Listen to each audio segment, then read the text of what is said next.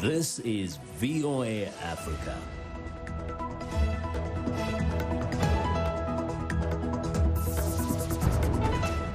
Hello, I'm Esther Githui-Ewart. It's Monday, August 3rd. This is Africa 54. Due to the global outbreak of COVID-19, Voice of America is taking every necessary precaution to safeguard its employees. So our broadcast will look a little different today and in the near future as we, out of an abundance of caution, reduce our staffing at VOA headquarters here in Washington. We're working to help keep you informed about what's going on, and we appreciate you staying with us on Africa 54. The COVID-19 pandemic continues to rampage across Africa's most industrialized nation. South Africa has over 510,000 coronavirus infections and 8,300 deaths, according to Johns Hopkins University data. Just over 3 million people have so far been tested for the virus in South Africa, which confirmed its first case 5 months ago. Africa as a whole nears 935,000 cases and almost 20,000 deaths, but over 585,000 people have recovered from the highly contagious disease, according to Reuters. South Africa has eased many restrictions to boost its economic activity, but as restrictions have eased, however, COVID cases are spiking over the last 2 months. Now infections in South Africa, which has the 5th highest total in the world, are overwhelming the nation's healthcare system. Mike Ryan, the World Health Organization's top emergencies expert, warns that South Africa's experience is likely a precursor for what may happen across the continent. South African President Cyril Ramaphosa says the daily increase in infections appears to be stabilizing in the worst-hit Western Cape, Gauteng, and Eastern Cape provinces. Meanwhile, Namibian President Hage Geingob says schools in his country are being suspended for the second time in 4 months, while limits on public gatherings are being decreased to 100 from 250 amid surging COVID-19 infections. Namibia has nearly 2,200 confirmed infections and 11 deaths, according to Johns Hopkins University.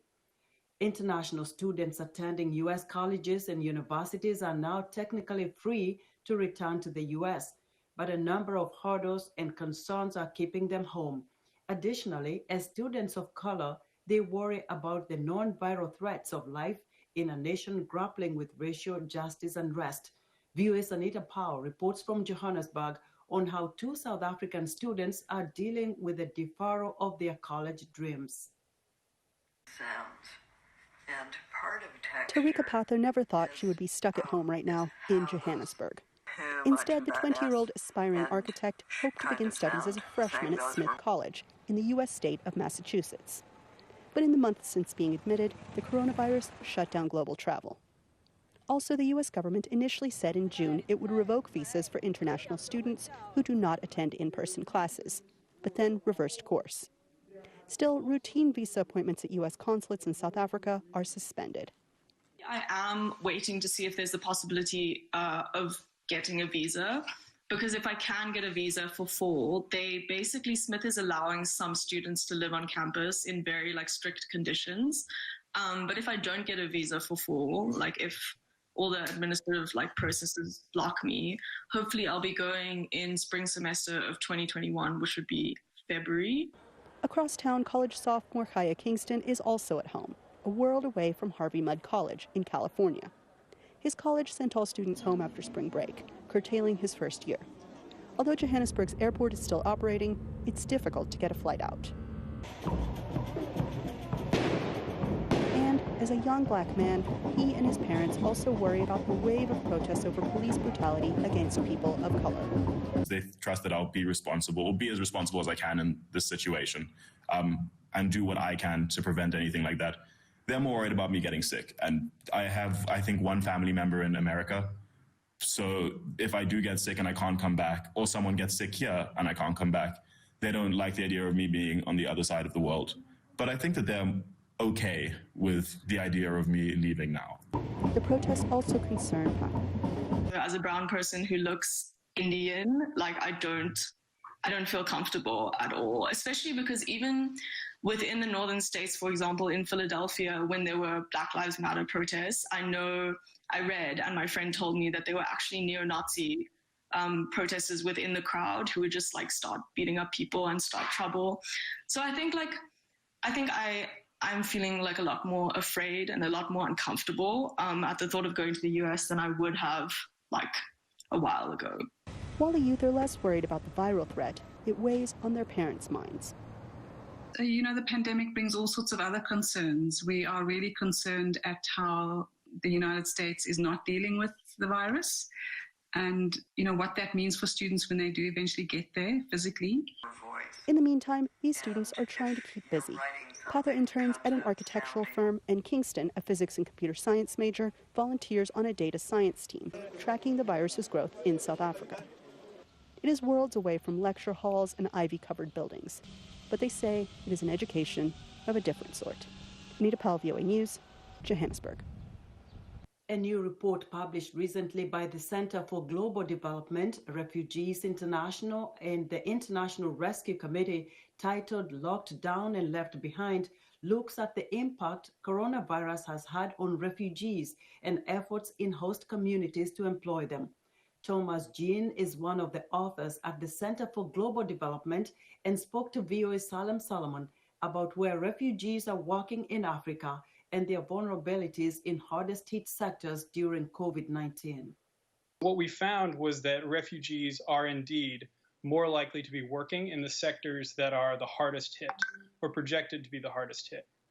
So the sectors like manufacturing, food, and retail are the ones that are projected to be hardest hit, and those are the ones where refugees are often kind of working the most. So globally, across these 8 countries that host about 37% of the refugee population, we found that refugees, about 60% of employed refugees are working in these sectors compared to 37% of the host populations. But I think what we're seeing around the world, both in the countries that we studied, also in the United States and Europe, a generalizable trend would be that refugees who do not have access to the labor market for various reasons really want to be contributing right now to the response in kind of any way that they can. We're seeing refugees move their businesses to making masks and making things that can help the response.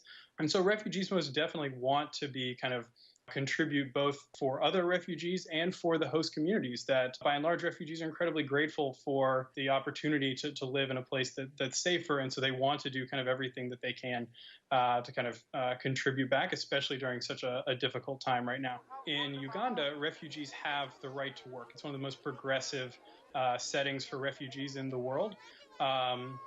In Ethiopia, this is quite different, although things are changing. Right now, refugees are not specifically allowed to be working outside of camps and in any other areas. So this varies a lot and is part of the reason that we think that refugees are harder hit. So in Uganda, refugees are 28% of employed refugees were working in the hardest hit sectors relative to 16% of the hosts. And in Ethiopia, it was 46% of refugees working in the hardest impact sectors versus 32% of the hosts. And so what is a global trend is also very much happening in these countries. And they're also, especially Ethiopia, one of those countries that we're hoping will continue to move forward on their initiatives for labor market access and inclusion for refugees that were ongoing before the pandemic, and we hope are still kind of in the works and will not be derailed by the recession and by the kind of overall downturn. It's important to kind of highlight the special vulnerabilities that refugees face when donors are thinking about kind of where to allocate kind of funds for those kind of most in need right now. It's important to kind of base that on the best information available. And that's, we kind of set out looking to see if this was one of those areas in the very short term, and we think that it is. The other area would be kind of targeted towards host governments that in many cases they're going to be under additional pressure to potentially roll back labor market access for refugees, to be host communities being afraid that they're going to kind of harm the host community's economic potential, especially in such a downturn. So we discuss in the report how that's kind of goes against a lot of the evidence that we see that refugees actually can contribute and can be kind of a positive contributor and part of the stimulus actually that these countries would benefit from by not rolling back any protections and actually or any restrictions and actually expanding those for refugees in this time. That was VOA Salem Solomon speaking with Thomas Jean, co-author of the Locked Down and Left Behind report for the Center for Global Development. The U.S. has passed 150,000 deaths from COVID-19 as some spots around the country continue to see rising case numbers. The political, economic, and public health crises are a source of ongoing concern for lawmakers. But the nation's top health experts did have some encouraging news Friday, telling a congressional panel that development of a vaccine for the virus is proceeding rapidly. VOA's congressional correspondent Catherine Gibson has more from Washington. For the first time since June, new cases of COVID-19 fell nationwide compared to the previous week. But with the number of cases still rising in some states, U.S. lawmakers Friday sought answers from the experts leading the Trump administration response. Can you help us understand why? While Europe has largely contained the virus, the United States has seen a continued rise in new cases. If you look at what happened in Europe when they shut down or locked down or went to shelter in place, however you want to describe it, they really did it to the tune of about 95+% of the country did that. When you actually look at what we did, even though we shut down, even though it created a great deal of difficulty, we really functionally shut down only about 50%.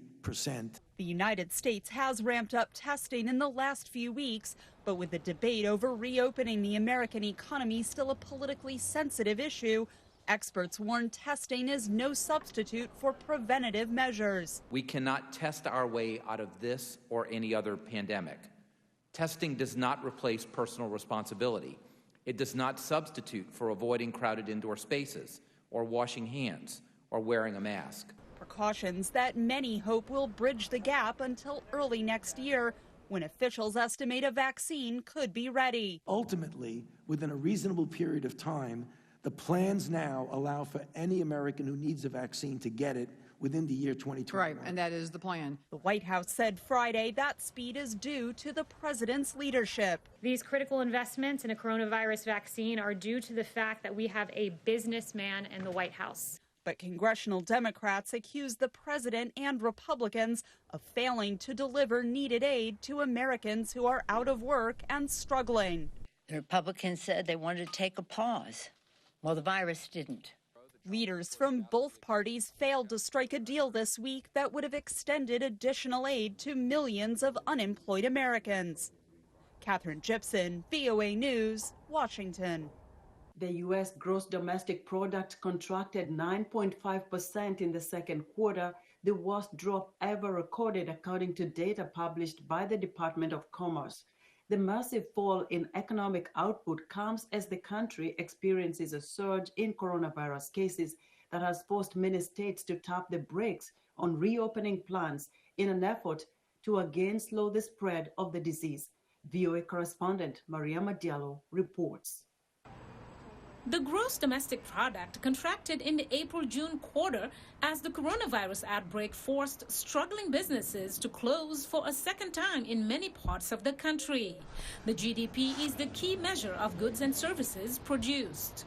We did see economic output fall by 9.5% in simple terms. That's 32.9% in annualized terms in the second quarter, and that added to about a 10.5% contraction in the first half of the year. Some interpreted the nearly 33 annualized rate as the U.S. economy shrinking by a third. But Gregory Dacko, the chief U.S. economist at Oxford Economics, says that's not the case. The problem is that when you're in a recession, you get these steep drops in activity, and then you multiply them by 4.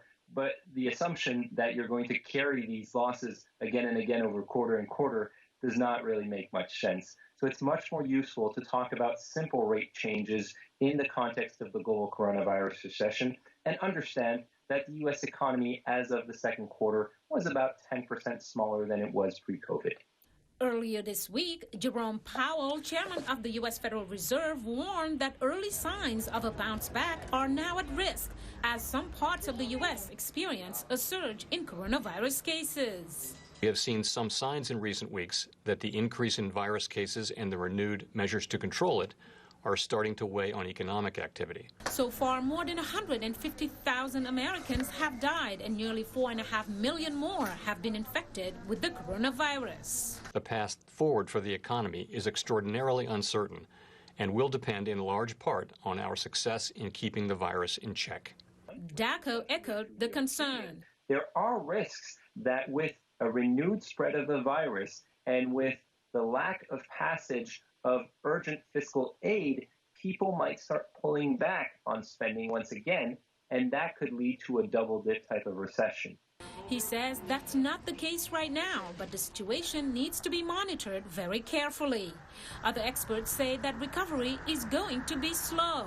And I think the recovery is going to take time. However, against that backdrop, year-over-year growth rates in GDP could be back to zero by the second quarter of next year. That doesn't mean the economy's back to the level it was prior to the shutdown, but it does mean that the bulk of the deterioration will be behind us within a one-year period of time. Economists point to the aid relief bill passed in March as a major reason why the economy has started to stabilize after the record drop in the spring. Mariama Diallo, VOA News, Washington. We're excited to hear what you think about Africa 54 and the stories we cover. Join the discussion on Facebook. The address is Africa 54. We're also streaming our broadcast live on Facebook. Please watch and share our show with your friends. Also check out our headlines 24/7 on voaafrica.com. Still to come, why one marathoner decided to run 350 kilometers in the midst of the coronavirus pandemic. We'll be right back. Hi, you just hi. Nina ukani luka buseni, ngachimweo kapena ni malaria.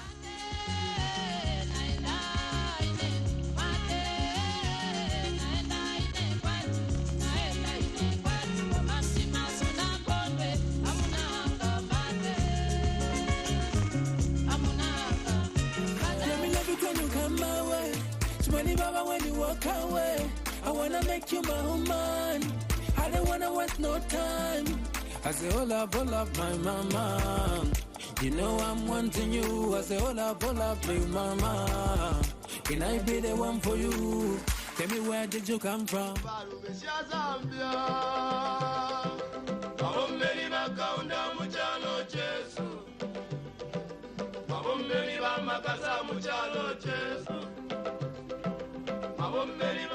Hello, I'm Lynn Ormoudou, your VOA Health correspondent.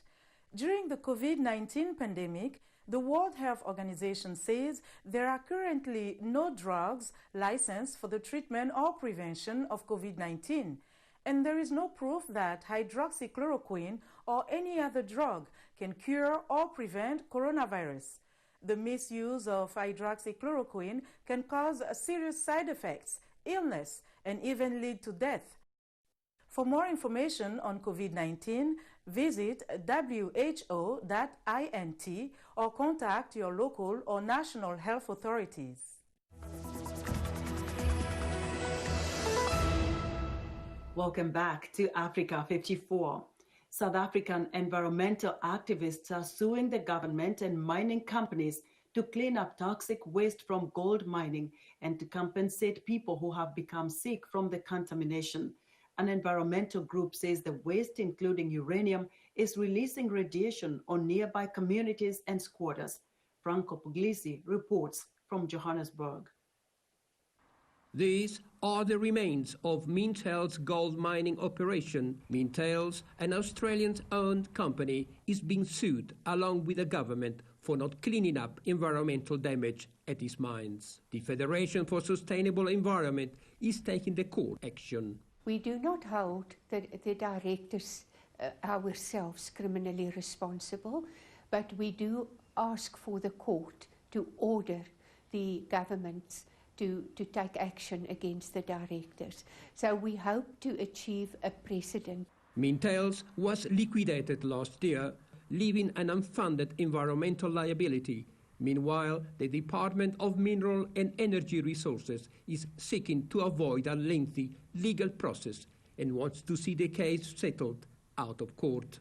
We really would love to find a solution for the community and would love the mine to come back and work so that it can resolve the environmental challenges and also resolve the issue of illegal mining in that area, which has now become nuisance to the communities and everyone in the surrounding areas.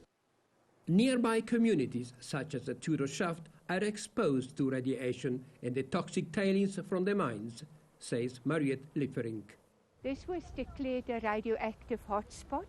The radioactivity levels in this area is significantly elevated. This community has been exposed for decades, more than a decade, to the dust fallout from the tailing storage facilities, the physical risks from open cast mining and blasting. Some Tudor Shaft residents have been relocated to safer areas, but many more have been left behind. There is no infrastructure, no water, no electricity, and the community has been here since 1995, and we try to engage with different, municipal departments as far as this concern, and there was no luck, there was no answers in our proposals that we made in regard to relocation. With the fate of the legal action filed by environmentalists unclear, the contamination surrounding one of the biggest gold fields in the world appears unlikely to be cleaned up anytime soon. Franco Puglisi for VOA News, Johannesburg. Wone Tuwelde opened Joule Wellness Pharmacy a few years ago with the aim of helping local communities and Africans in the United States. The pharmacy has also been a great help for people who have gone back to Africa and still need prescriptions from their doctors in the U.S. Radia Adam has more. After working for a few years at a CVS pharmacy, Wone Tuwelde, an immigrant from Eritrea, opened up her own pharmacy. Joule Wellness is in Arlington, Virginia. While the pharmacy serves local residents, it has also been a big help for Africans who have returned to Ethiopia and Eritrea. What we do for them is we collaborate with their doctors and get their prescription, fill them, and give it to the family members to be mailed. So the patients continually get their prescriptions without disruption. So that's what we do. Like many other owners of small businesses, Wone says getting startup funding was difficult. I had a lot of challenging times, but the biggest one was the banks. They would not give you loans. As a small business, you need loans to start from the ground up and build the business. That was very challenging. But now, when you're running the business for the last 4 or 5 years, now they want to give you the money.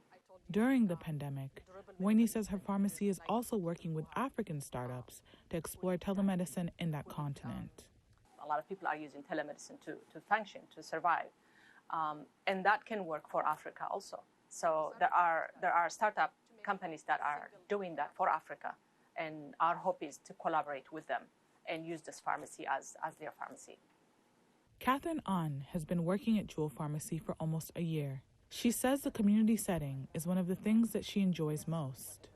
We're able to provide our time and our effort or whatever they need for us to make sure they understand the medication that they're taking and to make sure the importance of adherence to their medication. And if they have any issues they want to address with us. Tuwelde says that kind of personal service has made her pharmacy a success.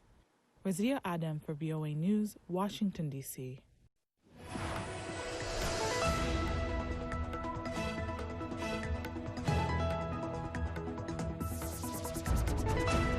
In our sports news, one Washington, D.C. resident is using the pandemic as an opportunity to test himself by running 350 kilometers. But it's not just boredom that has this runner hitting the road. Maxim Moskalkov has our story. Marathoner Corey Capiloni has an incredible running resume. He has conquered all sorts of marathons, including a 6-day race in the Sahara Desert, believed to be one of the toughest ultramarathons in the world. But his latest run, a 350-kilometer race from Washington, D.C. to Scranton, Pennsylvania, may be his most difficult. At the end of this race, he'll see his grandmother, who has been diagnosed with COVID-19. And she was becoming increasingly depressed and scared, worried that she wouldn't be able to see us, and she had no contact with family. I mean, she had contact on the phone, but no physical contact with her family and friends. And so initially I decided to start sending her little gifts every week. So I would send her photography books, boxes of chocolate, other snacks.